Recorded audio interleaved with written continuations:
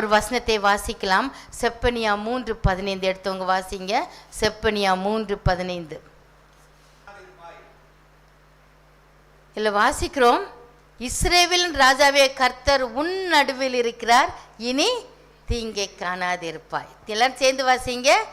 இஸ்ரவேலின் ராஜாவாகிய கர்த்தர் உன் நடுவில் இருக்கிறார், இனி தீங்கை காணாதிருப்பாய். பக்கத்தில் உங்களை பார்த்து சொல்லுங்க, உன் நடுவில் கர்த்தர் இருக்கிறாரு, இனி நீங்க தீங்க பார்க்க மாட்டீங்க. ஹல்லேலூயா, ஹல்லேலூயா. கடந்த சில நாட்களாகவே வந்த ஃபோன் கால், கேட்கிற செய்தி எல்லாமே குடும்பத்தில் ஏற்படுகிற சூழ்நிலைமை, வேலையில் ஏற்படுகிற சூழ்நிலைமை, பதஷ்டத்தோடும் கலக்கத்தோடும் அநேகர் பேசுகிற காரியங்களே கேட்க முடிஞ்சிச்சு. கர்த்தர் சமூகத்தை கேட்ட, ஆண்டவர் இன்னைக்கு என்ன செய்தி கொடுக்கணும்ப்பா, உம்முடைய பிள்ளைகளுக்கு என்ன செய்தி கொடுக்கணும்? ஆவலோடு தேடி வருகிறார்கள். ஆண்டையில் ஆவலோடு கூட காலையிலே காத்து இருக்கிறாங்க. கர்த்தர் என்னோடு கூட பேச மாட்டாரா? இந்த நாளில் என்னை விடுவிக்க மாட்டாரா? இந்த நாளில் என்னை உயிர்ப்பிக்க மாட்டாரா? வேதனையோடு கூட குமரி கொண்டு இருக்கிற அநேக ஜனங்களை நம்ம சுற்றி பார்த்து கொண்டு இருக்கிறோம். நான் கர்த்தர் சொன்னார், இன்னைக்கு தீர்க்க தரிசனமாய் நான் பேசுகிறேன், இந்த வார்த்தையை நிச்சயமாக அநேகரை உயிர்ப்பிக்கும் என்று சொன்னார். ஆண்டவர் சொன்ன காரியம், இனி தீங்கை பார்க்க மாட்டாய். ஹல்லேலூயா. அப்படின்னா என்ன அர்த்தம்? தீங்கே வராதா, இனி மலர் படுக்கதானா? நம்ம அப்படி யோசித்து கொண்டு இருக்கிறோம். இல்லைங்க, கடல் வரும், அலை வரும், தீ வரும், ஆனாலும் கர்த்தர் நம் நடுவிலிருந்து வெளியே தப்புவித்து கொண்டே இருப்பார். அந்த பார்வையில் நம்ம பார்க்கும் பொழுது நாம் கடந்து போகிற சூழ்நிலைமை, உலகத்தில் கண்ணை மூடுற வரைக்கும் பிரச்சனை வந்துட்டு தாங்க இருக்கும். மனுஷனா பிறந்துட்டோம் இல்லை, பிரச்சனை வந்துட்டா இருக்கும். இந்த பிரச்சனையை தாண்டுவதற்கு கர்த்தர் நமக்கு அனுக்கிரகம் தருவாராக. ஏன்னு சொன்னால் கர்த்தர் சொல்லிட்டாரு, இனி என்ன செய்ய மாட்டேன், நீ தீங்க பார்க்க மாட்டேன். நான் என்ன செய்றேன், 15ஆம் வசனத்தில் வாசித்தீங்கன்னா, உன் ஆக்கினை அகற்றி உன் சத்துருக்களை விலக்கினார். இஸ்ரவேலின் கர்த்தர் உன் நடுவிலே இருக்கிறார். கர்த்தர் நம் நடுவில் இருக்கிறதுனால நம்ம தீங்க பார்க்க மாட்டோம். கர்த்தர் ஏன் நடுவில் இருக்கிறதுனால பிரச்சனை வந்தாலும் அந்த பிரச்சனையை பெரியது இல்லாமல், எப்படி ஷாத்ராக் மேஷாக் ஆபேத்நேகோ தீயில் போடப்பட்டாலும் கருகலை, முடி கருகலை, அவங்க உயிர் போகலை. ஆண்டவர் பாதுகாத்து வெளியே கொண்டு வந்து அவருடைய நாமத்தை மகிமைப்படுத்தினார். ஹல்லேலூயா. இந்த நாளிலும் அநேக பிரச்சனைகளோடு கடந்து செல்கிற நம்மை பார்த்து ஆண்டவர் சொல்கிறார், இனி நீ தீங்க பார்க்க மாட்டேன். இனி பார்த்து பார்த்து அழுதுகிட்டே இருக்கும். பார்த்தீங்களா, எப்போ பார்த்தாலும் அதுதான் கண்ணு முன்னால் இருக்குது, எப்போ பார்த்தாலும் அதுதான் நமக்கு பிரச்சனையாகவே இருந்துட்டு இருக்குது. ஆண்டவர் அதிலிருந்து நம்மை விடுவித்து நம்முடைய பார்வை அப்படியே திருப்பி எதை பார்க்க போகிறோம்? கர்த்தர் நமக்கு மாற்றி போடுகிற காரியத்தை பார்க்க போகிறோம். அந்த விசுவாசம் இன்னைக்கு உங்களுக்கு எனக்கும் தேவை. ஹல்லேலூயா. அந்த விசுவாசம் வந்துருச்சுன்னு சொன்னால் பதஷ்டம் வராது, ப்ரெஷர் ஏறாது, டென்ஷன் ஆகவே மாட்டோம். ஹல்லேலூயா. ஏன்னு சொன்னால் ஒரு கடல் அலை வந்தாலும், ஒரு வியாதி வந்தாலும், ஒரு கொடுமையான வார்த்தைகள் நமக்கு எதிராக வந்தாலும், சூழ்நிலைமை பதஷ்டமான சூழ்நிலைமை வந்தாலும், வேலையிலே ஒரு பதஷ்டமான காரியங்கள் ஏற்பட்டாலும் நம்ம சொல்லுவோம், கர்த்தர் எல்லாவற்றையும் எனக்காக செய்து முடிப்பார். கர்த்தர் என்னை பார்த்து கொண்டு இருக்கிறார். ஏன்னு சொன்னால் அவர் என் நடுவில் இருக்கிறாருங்க, என் உள்ளத்துக்குள்ளே இருக்கிறாரு, எனக்கு தீங்கு செய்ய மாட்டார். ஹல்லேலூயா. என் வாழ்க்கையில் நடப்பதெல்லாம் நன்மைக்கு தான், தீமைக்கு அல்ல.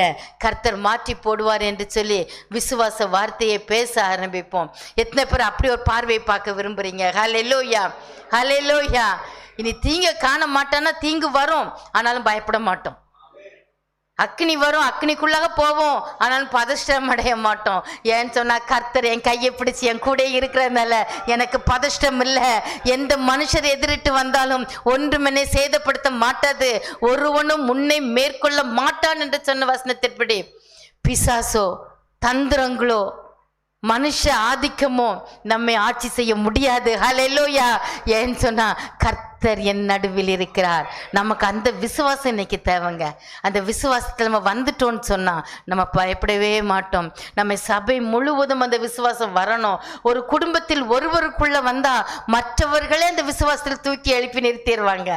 பதஷ்டமான சூழ்நிலை வரும் பொழுது ஐயோ என்ன பண்ணுவோன்னு ஒருத்தர் சொல்லும் போது அடுத்தவங்க சொல்லுவாங்க, பயப்படாதீங்க, கர்த்தர் நம்முடைய குடும்பத்தின் நடுவில் இருக்கிறார், அவர் வெளியே கொண்டு வருவார், அவர் தூக்கி நிறுத்துவார், பலவீனத்தின் மத்தியிலும் ஓட வைப்பார், ஒரு புது பலனை அவர் எனக்கு தருவார். ஹல்லேலூயா. இன்னொரு வசனத்தை வாசிக்கலாமா? ஏசாயா 41:10 வாசிப்போம், எல்லாம் சேர்ந்து வாசிப்போமா? ஏசாயா 41:10. பயப்படாதே, நான் உன்னுடனே இருக்கிறேன், திகையாதே, நான் உன் தேவன், நான் உன்னை பலப்படுத்தி உனக்கு சகாயம் பண்ணுவேன், என் நீதியின் வலது கரத்தினால் உன்னை தாங்குவேன். ஹல்லேலூயா. கர்த்தர் சொல்றாரு, சேலஞ்சான காரியங்கள், சவாலான காரியங்கள் நமக்கு வரும் பொழுது அந்த சவாலை ஜெயிக்க வைக்க நான் உன் கையை பிடிச்சிருக்கிறேன். ஹல்லேலூயா. நான் உன் கூடயே இருக்கிறேன், நீ பயப்படாத, நீ பயப்படாத. ஹல்லேலூயா. சொல்லுங்க, உன் நடுவில் உன்னோடு கர்த்தர் இருக்கிறார். சொல்லுங்க, உன் நடுவில் உன்னோடு கர்த்தர் இருக்கிறார். இப்போ சொல்லுங்க, என் நடுவில் என்னோடு கர்த்தர் இருக்கிறார். ஹல்லேலூயா, ஹல்லேலூயா. எத்தனை பேர் அதை ருசிக்க போறீங்க? இன்னைக்கு செய்தி அது மட்டும்தாங்க. என் கர்த்தர் என் கூட இருக்கிறார், நான் பயப்பட மாட்டேன். என் கர்த்தர் என்னோடு கூட இருக்கிறார், நான் கலங்க மாட்டேன். கீர்த்தனையில் ஒரு பாட்டு உண்டு, ஒருபோதும் மறவாத உண்மை பிதாவிற்குன்னு சொல்லி அருமையான பாடல். நீங்கள் யூடியூப்பில் போட்டு கேட்டு பாருங்கள் அந்த பாடலை. ஒரு தகப்பனார் தாயை இழந்த தன்னுடைய மகளுக்கு திருமணம் முடித்து வைக்கிறார். திருமணம் முடித்து வைத்து அந்த மகளை பார்ப்பதற்காக அநேக நாள் அந்த மகள் வரவில்லை. என்ன ஆச்சோன்னு பார்ப்பதற்காக போகிறார். அந்த மகளுடைய கோலம் பரிதாபமான கோலமாக இருக்கிறது. அந்த தகப்பனார் மகளை பார்த்து என்னாச்சுன்னு கேட்குறாரு. அந்த மகள் எதுவுமே பேசலை. அவள் மூடி இருந்த அந்த மேலே இருந்த அந்த துண்டை எடுத்து இப்படியே காமிக்கிறா. அவள் கைகள் எல்லாம் காயங்கள், முதுகிலெல்லாம் காயங்கள். இந்த தகப்பனருக்கு வேதனை தாங்க முடியல. பார்க்கிறார், கண்ணீர் வடிக்கிறார். அப்படியே திரும்பி வர்றாரு. அந்த மகளே, கர்த்தர் உன்னோடு கூட இருக்கிறாரு என்று சொல்லிவிட்டு திரும்பி வருகிறார். வரும்போது தான் இந்த பாடலை அவர் எழுதுகிறார். இன்னைக்கு அநேகருக்கு அது ஆசீர்வாதமாக இருக்கிறது. உன்னை மறவாத கர்த்தர் உன்னோடு கூட இருக்கும் பொழுது உனக்கு ஏன் பயம்? உன்னை மறக்காத தேவன் உன்னோடு கூட இருக்கும் பொழுது உனக்கு ஏன் கலக்கம்? அவர் உன்னை மறப்பதில்லையே, உன்னை கைவிடுவதில்லையே, உன்னை தூக்கி எறிவதில்லையே. மனிதர் தூக்கி எறியலாம், மனிதர் உன்னுடைய வார்த்தையை வேண்டாம் என்று சொல்லலாம். ஆனால் கர்த்தரோ நாம் பேசுவதை விரும்புகிறார். நம்முடைய கண்ணீரை அவர் பார்க்கிறார். இன்னைக்கு எத்தனை குடும்பங்கள் கண்ணீரோடு உட்கார்ந்து கொண்டு இருக்கிறோம். எத்தனை பெண்மணிகள் கண்ணீரோடு கூட உட்கார்ந்துட்டு இருக்கிறீங்க. குடும்பத்தில் நடக்கிற சம்பவங்கள். கடந்த மாதத்தில் ஒரு சகோதரன் என்னோடு கூட பேசி கொண்டு இருந்தார். அவர் சொன்ன காரியம், ஒரு ஆணுனா இப்படி தான் இருக்கணும், ஒரு ஆணுனா ஒரு மனைவி அடிக்கும்போது அவர் சகித்து கொள்ள வேண்டுமேன்றாரு. எனக்கு அப்படியே ஹார்ட்லாம் நடுங்க ஆரம்பிச்சிருச்சுது. ஒரு ஆணுக்கு அழகு அதுவா? ஒரு மனைவி அடிப்பதா ஒரு ஆணுக்கு அழகு? ஒரு மனைவியை கொடுமைப்படுத்துவதா ஒரு ஆணுக்கு அழகு? என் உள்ளம் துடிக்க ஆரம்பிச்சிச்சு. ஆண்டவரே, இந்த சகோதரனுடைய வேதனை எத்தனை, இந்த சகோதரனுடைய வேதனை எத்தனை, வெளியே சொல்ல முடியாத காயங்கள். எத்தனை குடும்பங்கள், எத்தனை குடும்பங்கள். முன்ன பின்ன தெரியாத ஒரு சகோதரி திடீர்னு வந்தாங்க ஆலயத்துக்கு. மேலே ஏறி வந்தாங்க. அவங்களுடைய கண்ணீரின் கதையை சொன்னாங்க. அவங்க சொல்லிட்டு சொன்னாங்க, அவர்களுக்கு 53 வயது. அந்த கணவனும் இன்னொரு மனைவியை தேடி போகிறாரு. பிள்ளைங்க ரெண்டும் கல்யாணம் முடிச்சிருச்சு. இந்த அம்மாவுக்கு வேலை இல்லை. நான் என்ன செய்வேன், நான் என்ன செய்வேன்? ஏன் எனக்கு மட்டும் இது நடக்குது? ஏன் எனக்கு மட்டும் இது நடக்கு? ஒருவேளை ஆண்டவர் நம்மை நன்கு வைத்திருக்கலாம். ஆனால் சுற்றி இருக்கிற மக்களுடைய வேதனையின் குரல் அதுங்க. இங்கே எத்தனை பேர் ஆலயத்துக்குள்ளே இருக்கிற நாம் வேதனையோடு இருக்கிறோமோ? ஒரு சத்தத்தை கேட்டுட்டு இருக்கிறவங்க நீங்கள் வேதனையோடு இருக்கிறீங்களோ எனக்கு தெரியல. இன்னைக்கு கர்த்தர் வேதனையோடு இருக்கிற நம்மை பார்க்கிறார். ஹல்லேலூயா. முதலாவது மோசையை பார்த்தீங்கன்னா, சூழ்நிலைமை மோசை அழகாக அவர் உருவாக்கி அவரை காப்பாற்றி அரண்மனையில் விடப்படுகிறார். அரண்மனை வாழ்வு, மகிழ்ச்சியான வாழ்வும், ஒரு பெரிய தலைமைத்துவத்துக்குள் இந்த மோசை கடந்து வருகிறார். ஆனால் அங்கே நடந்த சம்பவங்கள் நீங்கள் வாசித்து பார்க்கலாம். யாத்திராகமம் 3ஆம் அதிகாரத்தில் நீங்கள் வாசித்து பாருங்கள், வீட்டில் போய் வாசித்து பாருங்கள். அங்கே நடந்த சம்பவம், அந்த அரண்மனையை விட்டு இந்த மோசை வெளியே வர வைக்கிறது. வெளியே வந்து அவர் எங்கே போவது? வனாந்திரத்தில் ஒரு இடத்துல அவர் உட்கார்ந்து கொண்டு இருக்கிறார், தனிமையில் உட்கார்ந்து கொண்டு இருக்கிறார். இந்த மோசையினுடைய உள்ளங்களில் எத்தனையோ காரியங்கள் ஓடிக்கொண்டு இருக்கும். இவ்வளவு நாள் அரண்மனை சாப்பாடு, அரண்மனையில் இருந்த ஒரு கணம், அரண்மனையில் இருந்த ஒரு தலைவனுக்குரிய பண்பு எல்லாவற்றையும் துறந்து ஒன்றுமில்லாதவனாய் வந்து வனாந்தரத்தில் உட்கார்ந்து கொண்டிருக்கிறார். சூழ்நிலைமை இந்த மோசையை வனாந்தரத்தில் உட்கார வைத்திருக்கிறது. இந்த மோசைக்குள்ளே ஏன் சொல்லி எத்தனை கேள்வி வந்திருக்கும். இன்னைக்கு நமக்குள்ளாக ஏன் என்று கேள்வி வந்தது போல மோசைக்குள்ளாகவும் ஏன் என்ற கேள்வி எழும்பியிருக்கும். அப்போதுதான் நீங்கள் எடுத்துக்கொள்ளுங்கள், யாத்திராகமம் 3ஆம் அதிகாரத்தை எடுத்துக்கொள்ளுங்கள். இந்த மோசேயை ஆண்டவர் தனியாக விடவே இல்லை. ஹல்லேலூயா, ஹல்லேலூயா. நீங்கள் பாருங்களேன், அவர் தனியாக உட்கார்ந்துட்டு இருக்கிறாரு. 2ஆம் அதிகாரத்தில் பார்த்தீங்கன்னா பார்வோன் போய் தப்பியோடு உட்கார்ந்தார் என்று சொல்லி வாசிக்கிறோம். 3ஆம் அதிகாரத்தை வாசித்து பார்த்தீங்கன்னா அவங்க மாமா வீட்டுக்கு போகிறாரு. அங்கே நடக்கிற சம்பவங்கள்லாம் உங்களுக்கு தெரியும், வீட்டில் போய் வாசித்து பாருங்க. அங்கே போய் போனோடனே அவங்க மாமா சொல்கிறாரு, ஆடுகளை மேய்ப்பையாகன்றாரு.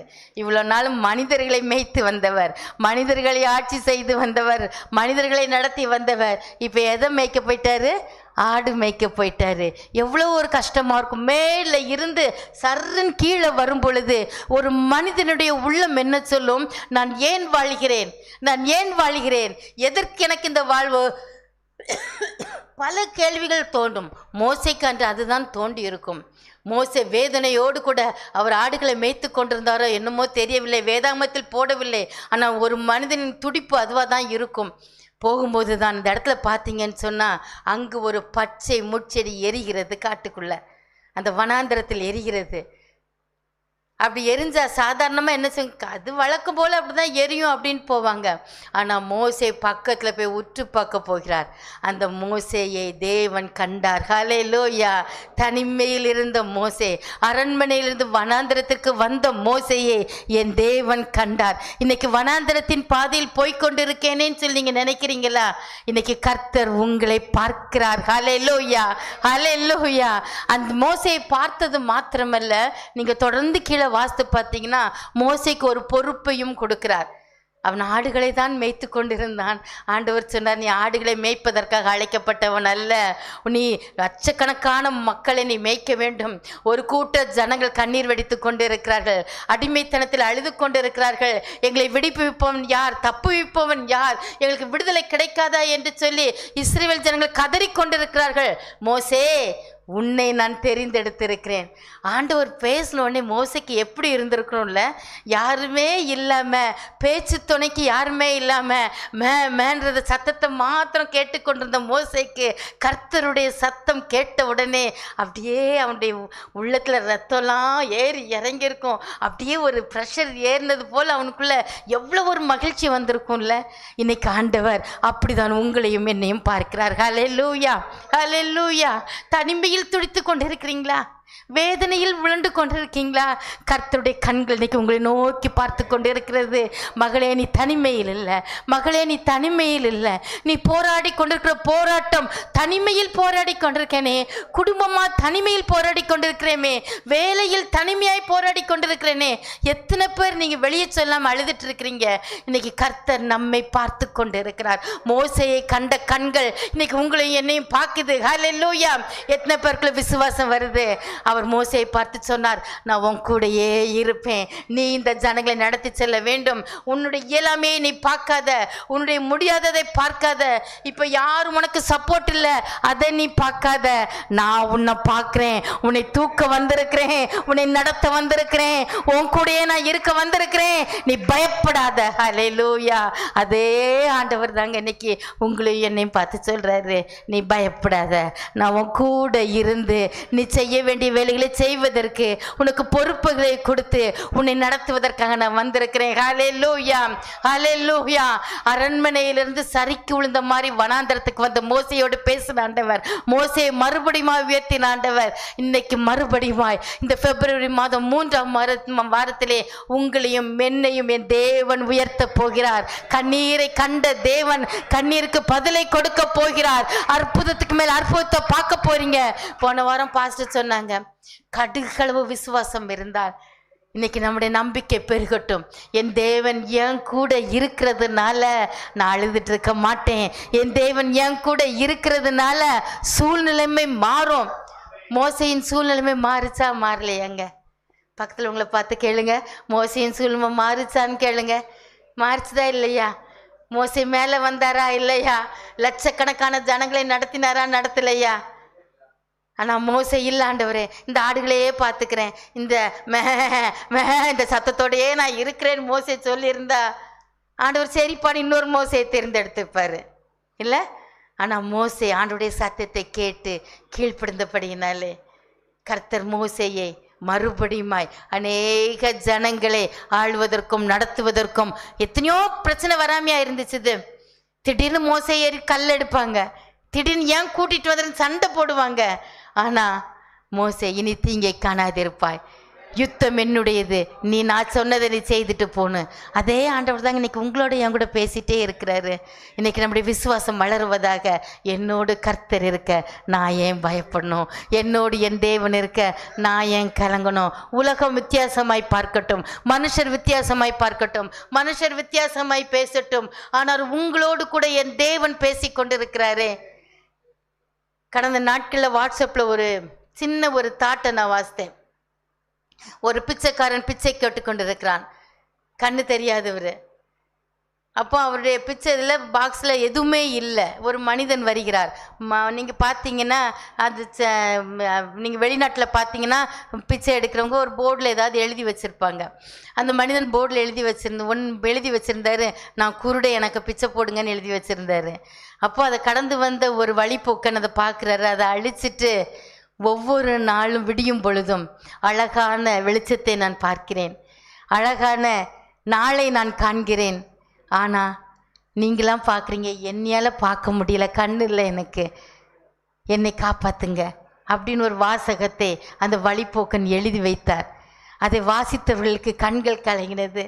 அழகான வெளிச்சத்தை, இரவிலே அழகான நட்சத்திரங்களே, அழகான தேவனுடைய படைப்புகளே, அழகான பறவைகளின் சத்தத்தை நாம் கேட்கிறோம். ஆனால் அந்த குருடனோ ஒன்றையும் அனுபவிக்க முடியாமல் உட்கார்ந்த இடத்துல உட்கார்ந்து கொண்டிருக்கிறானே.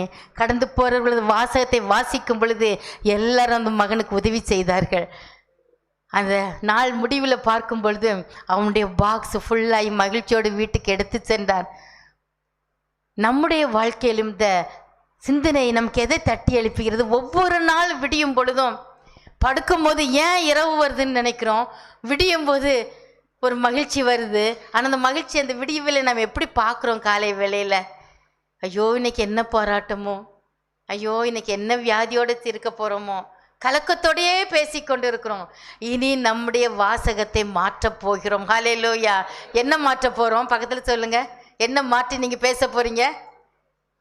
என்ன மாற்றி பேச போகிறீங்கன்னு கேட்காதீங்க. நீங்கள் என்ன பேச போகிறீங்களோ அதை சொல்லுங்கள். ஒவ்வொரு நாள் விடியும் போது என்ன பேச போகிறீங்க? இந்த நாள் எனக்கு நல்ல நாளாய் மாறுவதாக. ஏன் சொன்னால் கர்த்தர் என் நடுவில் இருக்கிறார், நான் கையிட்டு செய்யும் தொழிலை ஆசீர்வதிக்க போகிறார். மோசேயின் கையை ஆசீர்வதித்தாண்டவர் என்னை ஆசீர்வதிக்க போகிறார். எத்தனை பேர் அந்த பார்வையில் பார்க்க போகிறீங்க? ஆமேன். அந்த முடியும் போது சொல்லணும், ஏன் இந்த ராத்திரி வருதுன்னு அழக்கூடாது. இந்த ராத்திரி நிம்மதியான தூக்கத்தை தரப்போறீங்க ஆண்டவரே. காலையில் நடத்தினவர் இரவில் நன்கு தூங்க வைக்க போகிறீர். இறங்கு பிரச்சனை இல்லாமல் குடும்பத்தை காப்பாற்ற போகிறீர். ஒவ்வொருடைய வாயிலிருந்தும் வருகிற வார்த்தையை, இனிமையான வார்த்தையை மாற்றி அமைக்க போகிறீர். எத்தனை பேர் சொல்ல போறீங்க? ஆமேன். நம்முடைய பார்வைகளும் வார்த்தைகளும் இன்னையிலிருந்து மாறட்டும். ஏன்னு சொன்னா கர்த்தர் என் நடுவில் இருக்கிறார். அவர் என் நடுவில் இருக்கிறதுனால என்னை மாற்றி தான் ஆவார், என் சூழ்நிலைமை மாற்றி தான் ஆவார். மோசையின் சூழ்நிலைமை மாற்றின ஆண்டவர் உங்கள் சூழ்நிலைமையை தலைகளாக மாற்ற முடியாதாங்க. அவர் உயிரோடு கூட இருக்கிறார், அவர் ஜீவனோடு கூட இருக்கிறார். இன்னொரு சம்பவத்தை உங்களுக்கு சொல்ல நான் விரும்புகிறேன். மார்க் எழுதின சுவிசேஷம் 6ஆம் அதிகாரத்தை திருப்பிக் கொள்ளுங்கள். மார்க் எழுதின சுவிசேஷம் 6ஆம் அதிகாரம். அதில் ஒரு சம்பவம் உங்களுக்கு தெரிந்த சம்பவம் தான். ஊழியத்தெல்லாம் முடிச்சுட்டு 5000 பேரை போஷித்துட்டு இயேசுவும் சீஷர்களும் அவங்க கடற்கரைக்கு வர்றாங்க. வனாந்திரத்துக்கு ஜெபிக்கும்படியா இயேசு திரும்பி போகிறார். சீஷர்களை படவில் ஏற்றி விட்டுட்டு, நீங்கள் அக்கறைக்கு போங்கப்பா, நான் என்ன செய்கிறேன், நான் தனித்து ஜெபம் பண்ணணும் அப்படின்னு சொல்லிட்டு தனிமையாய் ஜெபிப்பதற்காக இயேசு கிறிஸ்து போகிறார். அவர் உலகத்தில் இருந்த நாட்களில் நடந்த சம்பவத்தை உங்களுக்கு சொல்லி கொண்டிருக்கிறேன். நீங்கள் மார்க் சுவிசேஷம் 6ஆம் அதிகாரம் 45 52 வரைக்கும் வீட்டில் போய் நீங்கள் வாசித்து பாருங்க. அவர் மேலே போயிட்டாரு. போன பிறகு அவர் தன்னுடைய பிள்ளைகளை பார்க்குறாரு. அவங்க போட்டில் போகிறவங்கள அவர் பார்க்குறாரு. நடு கடலுக்கு போட்டு வந்துடுது, ஆனாலும் சீஷர்களை அவர் பார்க்குறாரு. அநேகர் கேட்குற கேள்வி என்ன, நீங்கள் கிறிஸ்துவை நம்பி போயிட்டீங்க, ஏன் உங்களுக்கு கஷ்டம்? இயேசுவை நம்பி தானே போனீங்க, ஏன் இன்னும் வேதனை? இயேசுவை நம்பி தானே போனீங்க. சில நமக்குள்ளேயே கேள்வி கேட்டுக்கிறோம், நான் என்ன தப்பு பண்ணேன்? இயேசுவை தானே நம்பி இருக்கிறேன், எந்த தப்பும் பண்ணவே இல்லையே, ஏன் எனக்கு இந்த துன்பம்? இயேசுவோடு கூட இருந்த சீஷர்களுக்கும் துன்பம் வந்தது. ஹல்லேலூயா, ஹல்லேலூயா. உலகத்துல பிறந்த அத்தனை பேருக்கும் துன்பம் வரதான் செய்யும். ஆனா நம்மை தப்புவிக்கிற ஆண்டவர் கூட இருக்கனால தப்பு வச்சுட்டு போயிட்டே இருப்பாரு. அதை அனுபவிக்க விரும்புகிறவர்கள் அனுபவிக்கிறோம், ருசிக்கிறோம், எடுத்துக்கொள்கிறோம், சுதந்திரிக்கிறோம். நெகட்டிவா பார்த்து எனக்கு ஒன்றும் அவர் செய்யவே மாட்டார், அவர் என்ன எனக்கு செய்வா, அப்படி புலம்பிட்டு இருந்தால் புலம்பிட்டே உட்கார்ந்துருப்போம். நம்ம கையில் தான் இருக்குது அது. சீஷர்களுக்கும் துன்பம் வந்தது. சொல்லுங்க பக்கத்தில் பார்த்து, சீஷர்களுக்கும் துன்பம் வந்துச்சுது. அவங்க படவுல போகிறாங்க, எதிர்காற்று வருது. என் தேவனுக்கு இயேசுவதை அறிந்திருந்தார், அதை பார்த்துட்டு தான் இருக்கிறாரு. அந்த வசனத்தை எல்லாம் சேர்ந்து வாசிப்போமே பாருங்க. 48ஆம் வசனத்தை எல்லாம் சேர்ந்து வாசிக்கலாம். அப்பொழுது காற்று அவர்களுக்கு எதிராய் இருந்தபடியினால் அவர்கள் தண்டு வலிக்கிறதில் வருத்தப்படுகிறதை அவர் கண்டு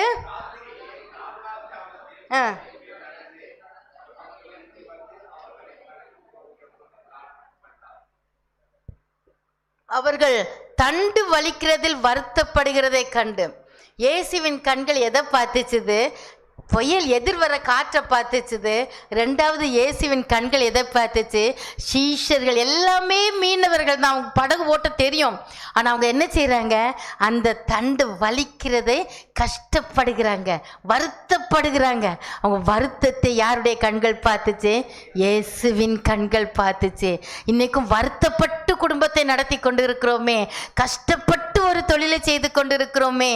வறுமை, அந்த பணம் கரெக்டாக ஃப்ளோ இல்லாததுனால எவ்வளோ வேதனை. நமக்கு பில்டிங் வேலை நின்றுச்சுன்னா எவ்வளோ ஒரு வேதனை. அந்த வருத்தத்தை என் தேவன் பார்க்கிறார். ஹல்லேலூயா. இன்னைக்கு உங்களுடைய வருத்தம் என்னங்க? ஒரு கடலில் போய் தண்டு வலிச்சு அந்த வருத்தத்தை நான் சொல்லலை, அது அன்னைக்கு சீஷர்களுக்கு நடந்துச்சு. இன்னைக்கு ஏதோ ஒரு வருத்தத்தோடு கூட நடந்து சென்று கொண்டு இருக்கிறோம். அந்த வருத்தத்தை என் தேவன் பார்க்கிறார். ஹல்லேலூயா. இயேசுவின் பிள்ளைகள் தான், இயேசுவோடு கூட இருந்தவர்கள், இயேசுவின் சீஷர்கள் தான். கேட்கணும்னு சொல்லுங்க, கஷ்டம் வருங்க. ஆனால் இயேசு எங்கள் நடுவில் இருக்கிறதுனால நாங்கள் பயப்பட மாட்டோம். ஆண்டவர் செய்த காரியம் என்ன? வனாந்திரத்துக்கு ஜெபிக்கும்படியே தான் போனார். ஆனால் அவருடைய பிள்ளைகள் வருத்தப்படுகிறதை கண்டு மறுபடியுமாய் பிள்ளைகள் அண்டை ஓடி வந்து விட்டார். ஹல்லேலூயா, ஹல்லேலூயா. நீங்க அப்படியே அந்த சம்பவத்தை ருசிச்சு வாசித்து பாருங்களேன். எங்கேயோ போனவர் என்ன செய்யிட்டாரு? திரும்பவும் கடல்ல அவர் ஓடி வந்து போட்டில் ஏறுறாரு. அவர் ஏறின உடனே காற்றும் கடலும் என்னத்தான்? அமைதி ஆயிடுச்சான். இன்னைக்கு நம்ம வீட்டு படகுல இயேசு ஏறிட்டாருன்னா காற்றும் கடலும் அமைதியாகுங்க. ஹல்லேலூயா. அதுக்கு தேவை, எனக்கு விசுவாசம் தேவை. ஹல்லேலூயா, ஹல்லேலூயா. அவர் ஏறின உடனே காற்றும் கடலும் அமைதி ஆயிட்டு. இன்னைக்கு நீங்கள் வருத்தப்பட்டுட்டு இருக்கீங்கல்ல, ஏதோ ஒன்று நினச்சி வேதனையில் துடித்து கொண்டு இருக்கீங்கல்ல, என் இயேசு உங்கள்கிட்ட கடந்து வர்றாருங்க. உங்ககிட்ட கடந்து வர்றாரு. உங்கள்கிட்ட எத்தனையோ பேர் வருத்தத்தை தெரிவிக்கிறாங்கல்ல, தங்களுடைய கஷ்டத்தை, கண்ணீரை, கடனை, வேதனையை, வாழவே பிடிக்கலன்றாங்க. போன வாரத்தில் எத்தனை பேர்கிட்ட நீங்க கேட்டீங்க இந்த செய்தியை? எத்தனை பேர் உங்க நண்பர்கள், உறவினர்கள் கதறினாங்க? உங்களுக்கு சொல்லுங்க, ஏசு உங்கள் வீட்டில் வந்துட்டாருன்னா உங்களுக்கு விடுதலைங்கன்னு சொல்லுங்க. ஹல்லேலூயா. இன்னைக்கு இங்கே வந்திருக்க உங்களுடைய வீட்டில் ஒருவேளை இந்த சத்தத்தை ஆன்லைனில் நீங்கள் கேட்டுட்டு இருக்கலாம். பிரச்சனையில் உழந்து கொண்டு வெளியே வர முடியாமல் தவித்து சத்தத்தை மாத்திரம் கேட்டுக்கொண்டு இருக்கலாம். கர்த்தர் இன்னைக்கு உங்களை விடுவிக்க போகிறார். ஹல்லேலூயா. ஆராதனையில் ஆண்டவர் சொன்னார், இன்னைக்கு நான் உன்னை விடுவிப்பேன்னு சொன்னார். விடுவிக்கிற ஆண்டவர் உலாவிக் கொண்டு இருக்கிறார். ஹல்லேலூயா, ஹல்லேலூயா. கர்த்தர் இன்னைக்கு ஒரு அற்புதம் செய்ய போகிறார். வருத்தத்தை கண்டு எதை நினைச்சு அழுதுட்டு இருக்கிறீங்க? எதை நினைச்சு ராத்திரி அழுறீங்க? எக்ஸாம் போகிற பிள்ளைங்களுக்கு ஒரு வருத்தம் இருக்கும், பயம் இருக்கும். கர்த்தரை கண்டு உங்க கூட வர போறாருங்க. எக்ஸாம் ஹாலுக்குள்ள யாரும் வர முடியாது, ஆனா என் தேவன் வருவார். ஹல்லேலூயா. உங்கள் கையை பிடித்து எழுத வைப்பார். பயப்பட வேண்டிய அவசியம் இல்லை. நமக்கு ஒரு நம்பிக்கை உண்டு. என் கர்த்தர் என் நடுவில் இருக்கிறார், இனி நான் தீங்கை பார்க்க மாட்டேன். கர்த்தர் இனி என் நடுவில் இருக்கிறார். தீங்கு வந்தாலும் என்னை தப்புவிக்கிற கர்த்தர் என்னோடு கூட இருக்கிறார். ஹல்லேலூயா, ஹல்லேலூயா. மூன்றாவதாக சுருக்கமாக ஒரு சம்பவத்தை சொல்ல விரும்புகிறேன். ஜெயிக்க பழகின பவுல் என்று நான் சொல்ல விரும்புகிறேன். நீங்க அப்போஸ்தலர் நடபடிகள் 27ஆம் அதிகாரத்தை வாசித்து பார்த்தீங்கன்னா, அவர்கள் இத்தாலியாவுக்கு போவதற்காக கப்பல் ஏறுகிறார்கள். தொடர்ந்து புயல் காற்று அடித்து கொண்டே இருக்கிறது. அப்போஸ்தலர் 27ஆம் அதிகாரத்தை எடுத்துக்கொள்ளுங்க. தொடர்ந்து புயல் காற்று. பவுல் சொல்கிறாரு இங்கே நம்ம தங்கலான்றாரு. ஆனால் மாலுமி சொல்கிறாரு இல்லை, இங்கே கொஞ்சம் காற்று கம்மியாக இருக்குது, நம்ம திருப்பி போயிடலாம். நீங்கள் வீட்டில் போய் 27ஆம் அதிகாரம் ஃபுல்லாக வாசித்து பாருங்கள். அவங்க போயிட்டே இருக்கிறாங்க. போயிட்டே இருக்கும் பொழுது புயல் அதிகமாவதனாலே படகு அமிழுமோ என்று சொல்லி, கப்பல் விழுந்து விடுமோ என்று சொல்லி பதஷ்டமும் பயமும் வருகிறது. அப்பொழுது விசுவாசம் உள்ள ஒரு பவுல் எழும்பி நின்று பேச ஆரம்பிக்கிறாருங்க. ஆண்டவர் தேடி வருகிறார், அற்புதங்களை செய்கிறார். வருத்தப்படும் போது பக்கத்தில் வர்றாரு. இன்னொன்று ஆண்டவர் விரும்புகிறாரு, நம்மை எழும்பி விசுவாசத்தோட பேச வேண்டும் என்று விரும்புகிறார். ஹல்லேலூயா. இன்னும் தாளாத்தி கொண்டே இருக்கணும் என் குழந்தைய ஆண்டவர் நினைக்க மாட்டாரு. நம்மளே எழும்பி செயல்படணும்னு ஆண்டவர் விரும்புகிறாரு. இன்றைக்கி நம்ம கடந்து போகிற பிரச்சனையில் ஆண்டவர் வந்து நிற்கிறாரு. நீங்கள் பிரச்சனையை பார்த்து நீங்கள் பேசணும். நீங்கள் வாசித்து பாருங்கள், பவுல் எழும்பி நின்று பேசுகிறாரு. 24, 25 வசனத்தில் வாசித்து பார்த்தீங்கன்னா, அநேக நாளாவது, அப்போஸ்தலர் 27, 20, 21, அநேக நாளாய் சூரியனாவது நட்சத்திரங்களாவது காணப்படாமல் மிகுந்த பெருங்காற்று மழையும் அடித்து கொண்டிருந்தபடினாலே இனி தப்பி பிழைப்போம் நம் என்னும் நம்பிக்கை முழுமையும் மற்று போயிற்று. கடலில் போகிறாங்க, 276 பேர் அந்த கப்பலில் போகிறாங்க. முழுமையும் நம்பிக்கை அற்று போயிட்டு அவங்களுக்குள்ள என் குடும்பம் என்னாச்சு, நாம் பிழைப்போமா இருப்போமா ஒரு பதஷ்டத்தோடு போய்கொண்டு இருக்கிறார்கள். இதை பவுல் கண்கள் பார்க்கிறது. பவுல் மாலுமிட்ட பேசுகிறாரு, இவங்களுடைய பதஷ்டத்தை பார்க்குறாரு. பவுல் எழும்பினு ஒரு வார்த்தை சொல்கிறாரு பாருங்களேன். 21ஆம் வசனத்தை எல்லாம் சேர்ந்து வாசிப்போம். அநேக நாள் அவர்கள் போஜனம் பண்ணாமல் இருந்த போது பவுல் அவர்கள் நடுவே நின்று, மனுஷரே, இந்த வருத்தமும் சேதும் வராதபடிக்கு என் சொல்லை கேட்டு கிரேத்தாவை விட்டு புறப்படாமல் இருக்க வேண்டியதாக இருந்துச்சு. ஆனாலும் பரவாயில்ல, நீங்கள் புறப்பட்டு வந்துட்டோம். 24ஆம் வசனத்தில் சொல்கிறாரு பாருங்க, பவுலை பயப்படாதே, நான் ராயனுக்கு முன்பாக நிற்க வேண்டும். இதோ உன்னுடனே கூட யாத்திரை பண்ணுகிற யாவரும் தேவன் உனக்கு தயவு பண்ணுவார். தைரியமாய் சொல்கிறாரு. நான் போய் ராயனுக்கு முன்னால் நிற்கணும்னு சொல்லி அனுப்பியிருக்கிறாரு. நான் இந்த தேதியில் ராயனுக்கு முன்னால் நிற்கணும். புயல் அடித்தா என்ன, பெருங்காற்று வந்தா என்ன, படகே மூழ்கினா என்ன, ராயனுக்கு முன்னால் நான் போய் நிற்கணும். அதனால கொண்டு போய் ஆண்டவர் நிறுத்துவார். பொருள் சேதம் வரலாம், உயிர் சேதம் வராது, தைரியமாக இருங்கன்றாரு. அவங்க சாப்பிடவே இல்லை. 14 நாள் யாருமே சாப்பிடல. கீழே போய் வாசித்து பாருங்க 33ஆம் வசனத்தை. பவுல் சொல்கிறாரு, நீங்கள் 14 நாள் ஆயிடுச்சு சாப்பிடுங்க. பவுல் எல்லாரும் நாளும் எடுத்து சாப்பாடு சாப்பிட்றாரு. எல்லாரையும் சாப்பிட வைக்கிறாரு, எல்லாரையும் ஊக்கப்படுத்துறாரு. அந்த விசுவாசம் தாங்க நமக்கு தேவை.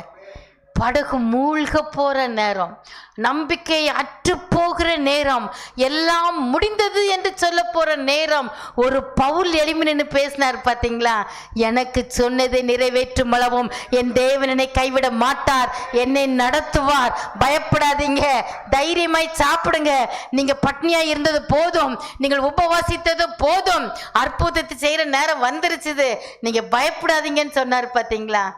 எங்க உங்கள் குடும்பத்தில் நீங்கள் வேலை செய்கிற கம்பெனியே மூடணுன்ற நிலைமை வரும் பொழுதும் ஓனர்கிட்ட போய் தைரியமாய் பேசுங்க. கர்த்தர் எழும்ப பண்ணுவார். தைரியமாக இருங்க. உங்களுக்காக ஜெபம் பண்ணுறேன். உங்கள் குடும்பத்தில் உள்ள எளிமைன்னு சொல்லி பாருங்களேன். கீழே முடிவில் என்ன நடந்துச்சுது, 276 பேரும் உயிர் தப்பி பிழைத்து வெளியே வர்றாங்க. ஹல்லேலூயா. பவுல் சொன்னது போல பொருள் சேதம் ஏற்பட்டுச்சு. பொருள் சேதம் ஏற்பட்டால் திரும்ப நம்ம வாங்கி கொள்ளலாம், உயிர் போனால் உயிரை வாங்க முடியாது. 276 பேர் உயிரையும் தேவன் காப்பாற்றினார். நம்பிக்கையற்ற நிலைமையில் இருந்த 276 பேரையும் வெளியே கொண்டு வந்து நிறுத்தின தகப்பன், இன்னைக்கு அந்த விசுவாசத்தை, ஜெயிக்கும் விசுவாசத்தை ஆண்டவர் உங்களிடம் என்னிடம் எதிர்பார்த்து காத்து கொண்டு இருக்கிறார். ஹல்லேலூயா, ஹல்லேலூயா. வருத்தப்படுகிறதை கண்டு வருகிறார். தனிமையின் சூழ்நிலையை மாற்றத்தால் தனிமையில உட்கார்ந்து இருக்கிறத பார்த்து, கண்ணீரை பார்த்து, வேதனையை பார்த்து நம்ம பக்கத்தில் அவர் கடந்து வருகிறார். நம்ம சொல்லணும், கர்த்தர் என் கூட இருக்கிறதுனால நான் பயப்பட மாட்டேன், நான் அழுதுட்டு இருக்க மாட்டேன். எத்தனை பேர் சொல்ல விரும்புகிறீங்க? ஹல்லேலூயா, ஹல்லேலூயா. கர்த்தர் என் கூட இருக்கிறார். நாங்கள் பிழைப்போம், நாங்கள் உயருவோம், நாங்கள் எழுப்பப்படுவோம், நாங்கள் தலை நிமிர்ந்து நடப்போம், மற்றவங்க முன்பாக சாட்சியாக நிற்போம், தலை குனிந்து நடக்க மாட்டோம். ஏன்னு சொன்னார், ராஜாதி ராஜா ஜெயிக்க எங்களுக்கு சொல்லி கொடுத்திருக்கிறார். நாங்கள் ஜெயிப்போம். எத்தனை பேர் சொல்ல விரும்புறீங்க? ஹல்லேலூயா. பவுலை போல தைரியமாய் பேசுகிற விசுவாசம் நமக்கு வந்துருச்சா? ஒருவேளை அந்த விசுவாசம் இன்னும் வரலன்னா ஆண்டவர் இந்த விசுவாசத்தில் நிரப்புங்கப்பா. வாயின் வார்த்தையில் ஜீவன் இருக்கிறது. எனக்கு நடக்காது முடியாதுன்னா முடியாதுதான். ஆண்டவர் அந்த வார்த்தையை விரும்பவே இல்லை. சொல்லுங்க, என்னால முடியும். சரீர பலவீனமா இருக்கா, என்னை பலப்படுத்த கிறிஸ்துவினாலே எல்லாவற்றையும் எனக்கு செய்ய பலனை தருகிற கர்த்தர். ஹல்லேலூயா, ஹல்லேலூயா. இன்னைக்கு கர்த்தர் நம்மை பலப்படுத்தி ஓட வைக்க போகிறார். ஹல்லேலூயா. எத்தனை பேருக்குள்ள விசுவாசம் வந்திருக்கேன்? எத்தனை பேர் பவுல் பேசினது போல தைரியமாய் பேச போறீங்க? அமேன், அமேன். ஒரு மோசையை கண்ட தகப்பன் இன்னைக்கு நம்மை கண்டு வந்திருக்கிறார். தன்னுடைய பிள்ளைகளின் வருத்தத்தை கண்ட தகப்பன் படகில் ஏறி அற்புதம் செய்தது போல அவர் அற்புதம் செய்வதற்காக ஏங்கி கொண்டு நம்முடைய வாழ்க்கை படகில் ஏறி இருக்கிறார்.